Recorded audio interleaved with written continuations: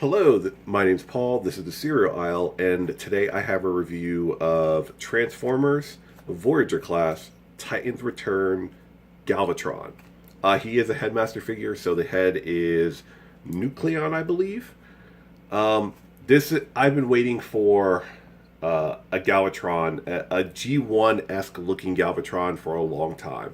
I was really fascinated with the character as a kid.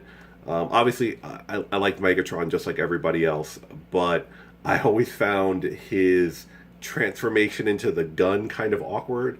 On one hand, he just turns into a gun, which is kind of cool, but on the other hand, there was that weird shrink thing where he started out bigger than all the other Decepticons, but would fit in Soundwave's hand. So that was always weird. So when they rebirths the character of Megatron into Galvatron, and instead of a gun, he was a cannon. I liked that. That was a cool way of transitioning. So for whatever reason, as a kid, I really liked that. So I really liked Galvatron.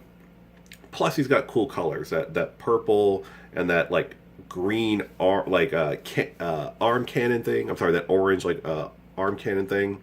So when they showed this figure, this was kind of like I got to get this thing. And so far, it has the things I want. It definitely has the things I want, but falls short in a couple places, and it's kind of disappointing just because they were so close. But the things that I really wanted out of this figure, they're absolutely there. Well, so, let's just get right into it. So he's a Voyager class figure. He comes with one of these cards, which I think the Transformers have been coming with for a while now. So it has a cool picture of him and like Nucleon, the headmaster, going onto his body. And on the back here, it has like his stats. So you got like strength, speed, brains, and rocketness, I guess, or firepower as it would be. So, yep. And it's actually, these are all printed on like some pretty heavy paper stock. So they feel really good. So yeah, that's pretty cool. So the biggest thing I was looking for out of this figure was the G1 coloring, right? Like that, and it, not to just harp on G1 enough, but it was a really cool character design.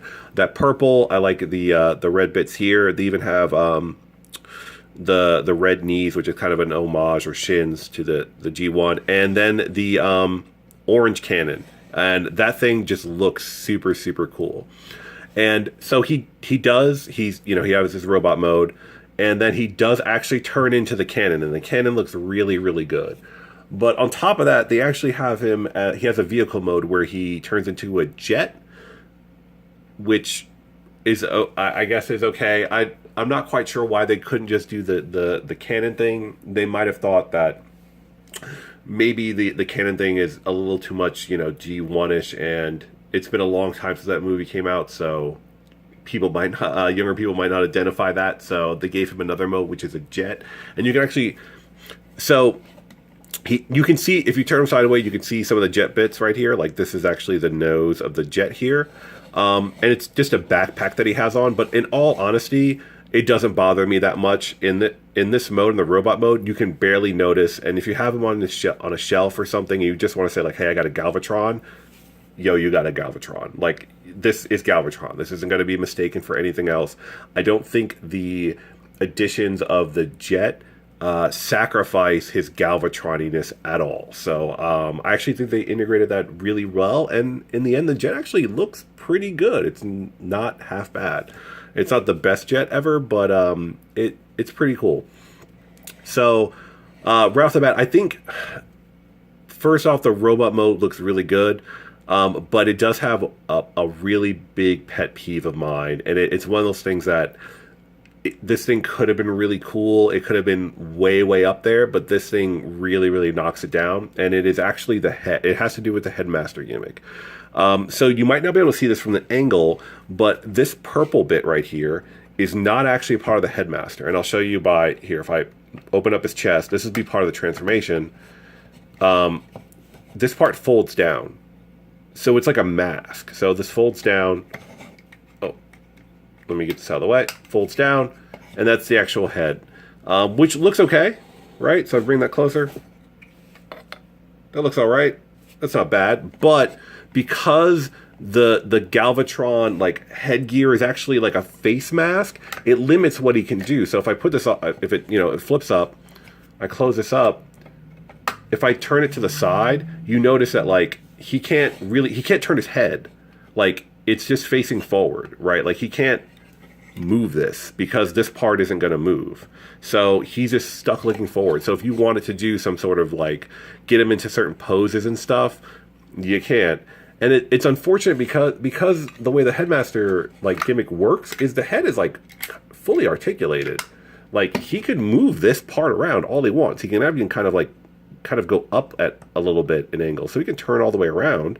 But because of the way that they like did this mask that really completes the Galvatron look, it limits it, which is they just basically like kneecap themselves. And I wish they could have somehow integrated this portion into the headmaster.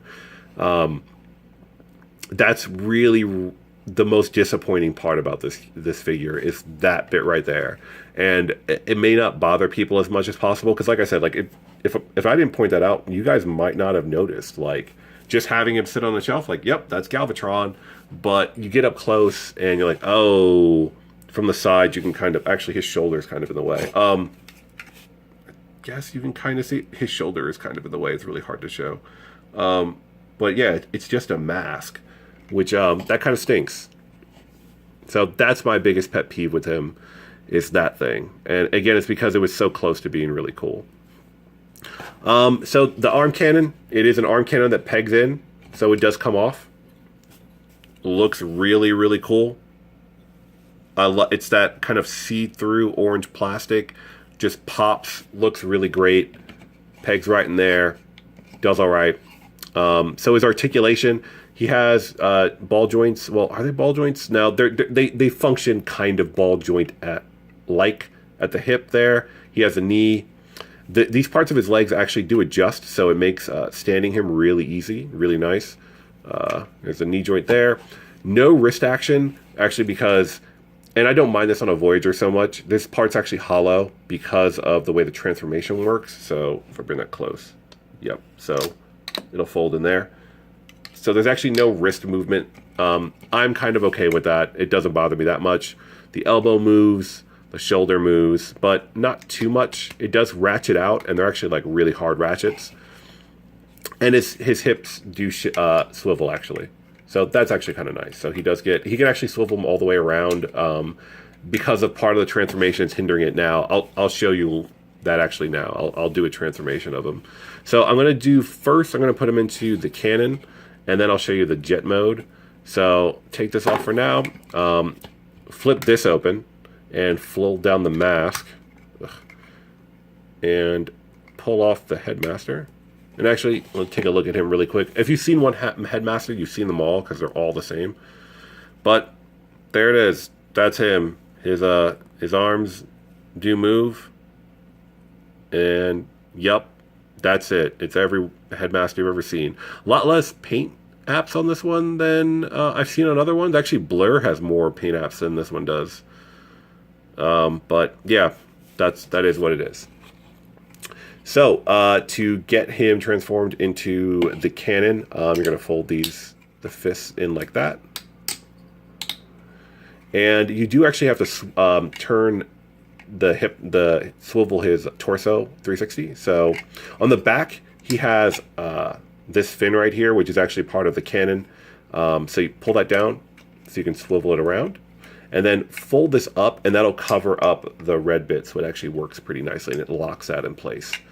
So now that we've done that, we just have to get these are going to be the kind of, these things right here are going to be the stands for the cannon. So we're going to get that transformed. You fold these up, and there's actually like a little pin there that goes into the arm there. So plug that in there. Do the same on the other side. Again, it's not that hard. The first time it took me one or two transformations just to get it to kind of understand it. Now the whole shoulder, this whole bit right here actually moves. It does swivel, see that? So you're gonna swivel this down. So this if you're looking at them like this is going to be down. So you're going to swivel this down. And then this bit right here actually does extend. So you're going to take that, do that to it. And now that gives you enough like clearance to stand them up. So just going to repeat that on the other side.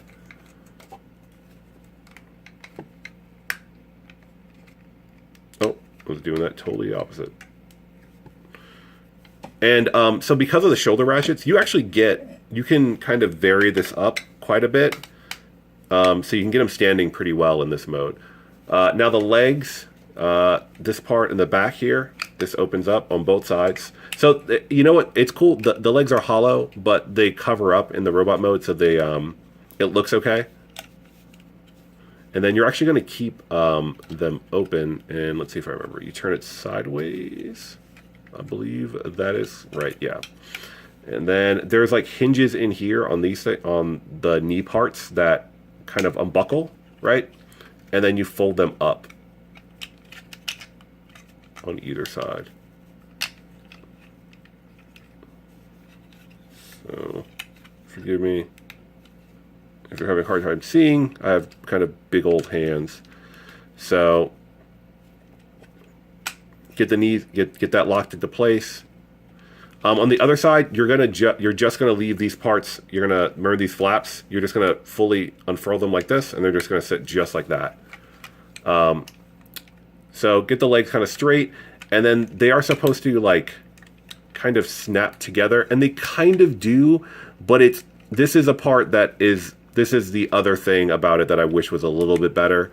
And maybe this may not be across the board with the figure, it may just be mine, but this part is supposed to snap together, and it doesn't. Whatever I've done, I've not been able to get that to like fully go in there. I mean, it's together and it stays together just fine, but I kind of wish it was more snug in there. So I'm going to adjust these so they're standing okay. And again, like there's enough room in this where like you can kind of move these around until it's right. And then the cannon, what you do is this part right here actually flips up. So it goes like that. And then this part here where the peg goes back. And if you look on the head or where the neck hole was, there's a hole right there. So you just plug that in there. And then you got yourself a Galvatron cannon. And it's... Let me push that back, sorry. Let me angle it down a little bit. And that's cool. Like, I like that. That's Galvatron to me. To me, that's a Galvatron cannon. Like, that's totally what I want out of this. And this is what I was talking about, where it hits the parts that I wanted. Like, out of Galvatron, I want him to turn into a cannon with a big old orange tube cannon thing at the end of it, and that's exactly what they did here, and they nailed it. So that part looks really good. There is some plain bit underneath here, but honestly, it doesn't bother me at all, because when I look at it, I just see this. I see, you know, Galvatron as a cannon. So I think it looks really good. I actually like it quite a bit. So, yep. He looks really good like this. I really, really like this mode. I think they work really well. That, like, if you could have it just like this on a shelf, and I think it looks great, and it balances nice. If you can see, it's not even resting on this part. Like, this is enough to balance it. So that's actually really cool. So really, really like this mode. Even despite, like, you can maybe nitpick at this and that, but like, I actually, for the most part, don't even see that. These lines look really good. And actually, so from here, I'll show you the last mode, which is the jet mode that they have for them. So to do that, you take off the cannon, and we'll come back to that later. And what you're going to do is, this is obviously going to be the nose, so you just flip that up, and that goes just like that. And then these parts go like this, and then this, whatever this is, pulls back, and then goes, just sits there along that. This cockpit does open, and you can put the headmaster dude in there, which we'll do here at the end. And so, let's see if I can remember how to do this. For the legs, how did this go, actually? All right. So for the arms, I'm going to bring this back up.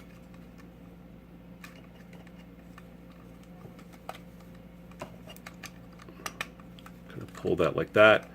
And then, yeah, this bit, so there's a little notch right here, and then there's a little peg in the top of the knee there, and then this kind of goes like that, I think.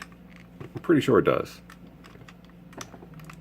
It does. It's just kind of snaps in like that. So, and that's why I had go into the cannon first, is because once you're in cannon, it's actually like really easy to get this into place. So, yep, there it is.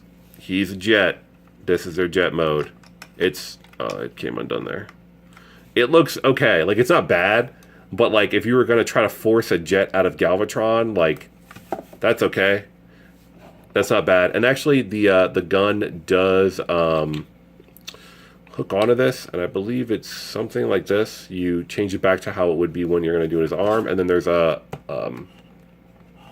hole there for it to go into. Let's see if I can line this up. There we go. Yep. And then he's got, you know, he's a space jet thing with a big old cannon underneath the bottom of it. Right?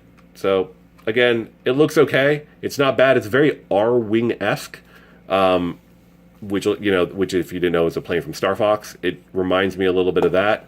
It looks, from the front, it looks okay. Like, from this angle, it's not bad. When you do this, you're like, oh, that's kind of janky looking. So this mode is kind of just whatever. It's a bonus to me. Hey, you can also put him in a jet. You know, that's okay. That's not the worst thing ever. So I think that's just gonna, how much someone likes that is just gonna depend on the person. I don't think it's bad, but I probably won't have him in that mode. And that's Galvatron, and I hope I kind of helped to illustrate some of the mixed feelings I had about him, and why I said, you know, on one hand, he's a really, this part totally came out, but it just slides back in. On one hand, he is a really good figure, but on the other, on some other stuff, they just kind of dropped the ball.